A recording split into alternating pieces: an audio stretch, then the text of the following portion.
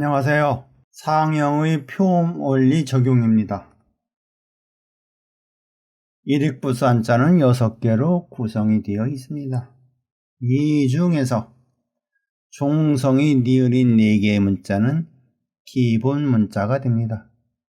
그리고 나머지 2개는 보충 문자가 됩니다. 기본 문자의 상호조합을 통해 19개의 상형의 문자가 도출이 됩니다. 19개의 2개의 보충 상형이 선택적으로 부과되어 38개의 상형 문자로 확대가 됩니다. 즉, 기본의 상형 문자가 19개, 부가적인 상형의 문자가 19개라는 의미입니다.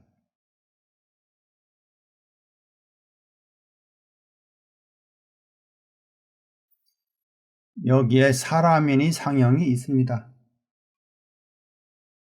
여기에 한일의 상형이 부과되면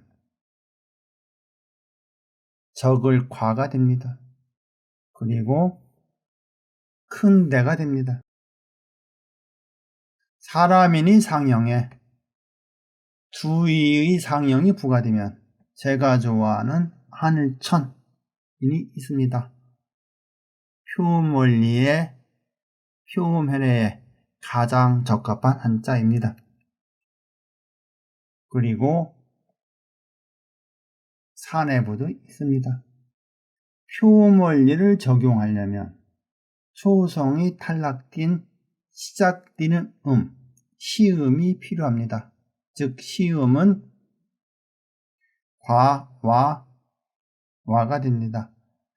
초성이 없는 것을 표음한자 원리, 표음한자 해례에서는 무음이라고 합니다.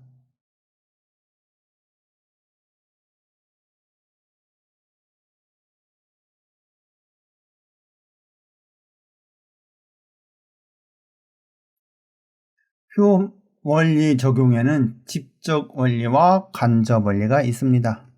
그리고 한자에서는 표음도 수렴을 하고 상형도 수렴을 합니다.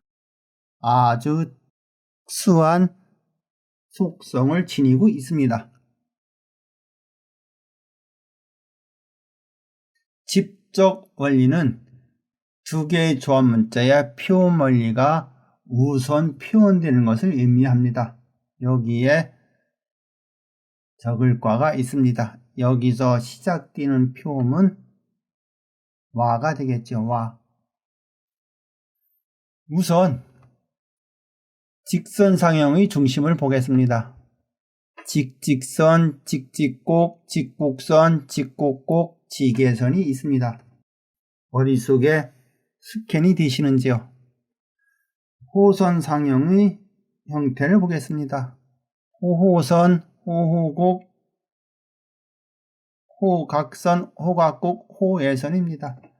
호각곡은 표기가 어려워 아래의 파형 형태로 쓰면 좋을 듯 합니다.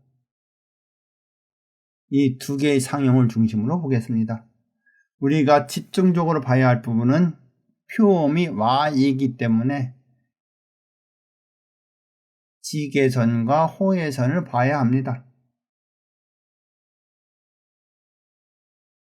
직접 원리는 2개의 조합 문자에 우선 적용이 됩니다. 따라서 사람인을 보겠습니다. 사람인이 상형에서 와가 나오려 하면 어떻게 될까요? 즉 호예선과 호호선, 호예선과 호호선, 이것은 을과 니을이 표음이 됩니다. 호예선이 선익으로 사용되면 을, 호호선이 후익으로 사용되면 니을이 됩니다. 조합의 기본은 광동장동입니다. 그리고 장의 기준은 아래의 수평선이 됩니다. 수평선. 따라서 광동장동은 을이 됩니다. 여기에서 광동이 선광으로 되면 선광장동이 되면 월이 되겠고 후광장동이 되면 왈이 됩니다. 후광장동에서 후광 선단이 되면 와가 됩니다. 즉 사람인이 상형에서 와가 표음이 되려면 호예선과 호호선의 조합에 후광선단이 되어야 한다는 것입니다. 그러면 나머지 한일의 상형을 보겠습니다. 여기에서는 직직선이 부과되어도 지계선이 부과되어도 두 개의 음은 와의 수렴이 됩니다. 수렴. 따라서 어느 곳을 써도 똑같이 와로 표음이 된다는 것입니다. 간접 원리입니다. 여기에 적을과가 있습니다. 간접 원리에는 음계자라는 것이 있습니다. 즉 음의 경계를 설정하여 주는 문자를 의미합니다. 음의 경계. 즉 음계자는 주로 직선상행에 설정이 됩니다. 그리고 조합이 아닌 홀로 쓰는 경우에 적용된다고 볼 수 있습니다. 우선 사람인이 상형을 보겠습니다. 사람인이 상형에 호호선과 호호선이 조합이 되면 기본적으로 광동, 장동이 됩니다. 그러면 표음은 1이 됩니다. 1. 여기에 광동 선단이 되면 2가 됩니다. 2.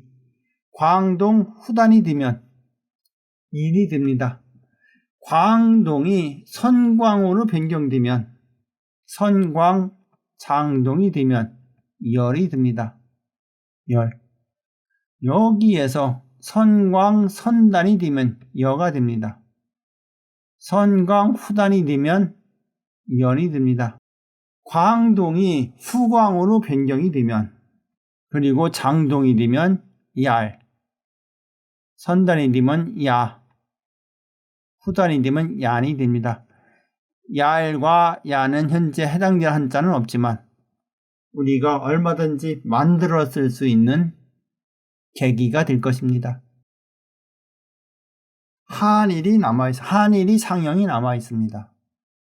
한일이 상형에서 여기에서 직직선이 적용이 되면 아래에 나타난 음들은 변화가 없습니다. 즉 여기에서 직직선은 음계자가 되는 것입니다.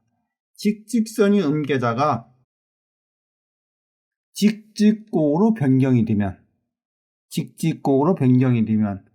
반일이 되죠. 반일이 부과가 되죠.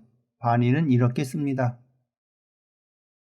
일자어에 점이 찍혀 있는 것입니다. 그러면 여기에 제시된 음은 이렇게 변화가 됩니다.